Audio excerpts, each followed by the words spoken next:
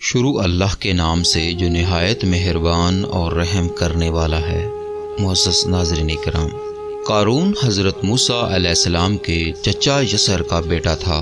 بہت ہی شکیل اور خوبصورت آدمی تھا، اس لیے لوگ اس کے حسن و جمال سے متاثر ہو کر اس کو منور کہا کرتے تھے۔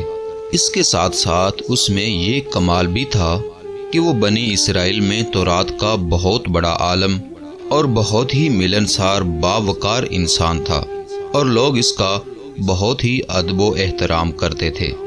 لیکن بے شمار دولت اس کے ہاتھ میں آتے ہی اس کے حالات میں ایک دم تغیر پیدا ہو گیا، اور سامری جادوگر کی طرح منافق ہو کر حضرت موسیٰ علیہ السلام کا بہت بڑا دشمن ہو گیا، اور اعلیٰ درجے کا متکبر اور مغرور ہو گیا۔ ناظرین، جب زکوٰۃ کا حکم نازل ہوا تو اس نے حضرت موسیٰ کے روبرو یہ عہد کیا کہ وہ اپنے تمام مال میں سے 1000واں حصہ زکوٰۃ نکالے گا، مگر جب اس نے مال کا حساب لگایا تو ایک بہت بڑی رقم زکوٰۃ کی نکلی۔ یہ دیکھ کر اس پر ایک دم لالچ اور بخل کا بھوت سوار ہو گیا، اور نہ صرف زکوٰۃ کا منکر ہو گیا بلکہ عام طور پر بنی اسرائیل کو بہکانے لگا کہ حضرت موسیٰ علیہ السلام اس بہانے تمہارے مال کو لے لینا چاہتے ہیں۔ یہاں تک کہ حضرت موسیٰ علیہ السلام سے لوگوں کو متنفر کرنے کے لیے اس خبیث نے یہ گندی اور گھناؤنی چال چلی کہ ایک عورت کو زیادہ مال و دولت دے کر آمادہ کر لیا کہ وہ آپ پر بدکاری کا الزام لگائے۔ چنانچہ عین اس وقت جب کہ حضرت موسیٰ علیہ السلام واز فرما رہے تھے، قارون نے آپ کو ٹوکا کہ فلاں عورت سے آپ نے بدکاری کی ہے۔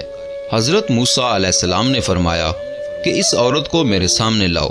چنانچہ وہ عورت بلائی گئی تو حضرت موسیٰ علیہ السلام نے فرمایا کہ اے عورت، اس اللہ کی قسم جس نے بنی اسرائیل کے لیے دریا کو پھاڑ دیا اور عافیت و سلامتی کے ساتھ دریا کے پار کرا کر فرعون سے نجات دی، سچ سچ کہہ دے کہ اصل واقعہ کیا ہے۔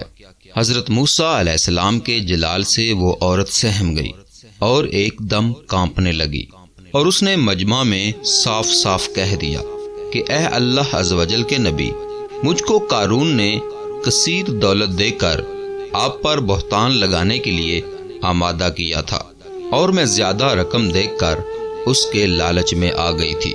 اپنی پاک دامنی کی گواہی سن کر حضرت موسیٰ علیہ السلام آپ دیدہ ہو کر سجدہ شکر میں گر پڑے، اور حالت سجدہ میں آپ نے یہ دعا مانگی کہ یا اللہ، قارون پر اپنا قہر و غضب نازل فرما دے۔ پھر آپ نے مجمع سے فرمایا کہ جو قارون کا ساتھی ہو وہ قارون کے ساتھ ٹھہرا رہے، اور جو میرا ساتھی ہو وہ قارون سے جدا ہو جائے۔ چنانچہ 2 آدمیوں کے سوا تمام بنی اسرائیل قارون سے الگ ہو گئے۔ پھر اللہ تعالیٰ نے زمین کو حضرت موسیٰ علیہ السلام کے تابع کر دیا۔ حضرت موسیٰ علیہ السلام نے زمین کو حکم دیا کہ اے زمین، تو قارون کو پکڑ لے، تو قارون ایک دم گھٹنوں تک زمین کے اندر دھنس گیا۔ پھر آپ نے دوبارہ زمین سے یہی فرمایا تو وہ کمر تک زمین کے اندر دھنس گیا۔ یہ دیکھ کر قارون رونے اور بلبلانے لگا، اور قرابت و رشتہ داری کا واسطہ دے کر معافی مانگنے لگا، مگر تب تک بہت دیر ہو چکی تھی۔ ناظرین اکرام، اللہ پاک سے دعا ہے کہ اللہ پاک ہمیں تمام انبیاء علیہ السلام اور ولیوں کا احترام کرنے کی توفیق عطا فرمائے۔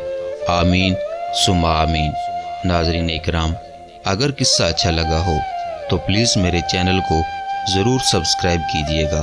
اللہ تعالی ہم سب کا حامی و ناصر ہو۔